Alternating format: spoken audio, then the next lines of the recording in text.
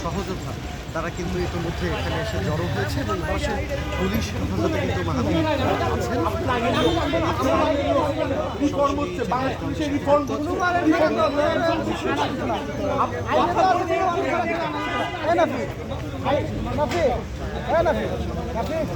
আইনে আছে ওয়ারেন্ট ছাড়া বা কোনো ডকুমেন্ট ছাড়া ছেড়ে আনা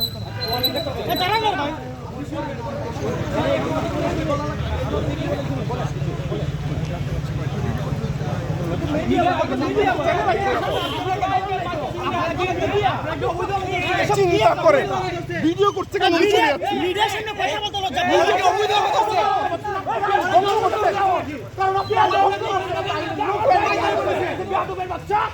আপনি কথা বলতে পারছেন না মিডিয়ার সামনে আপনি ফোন আইনে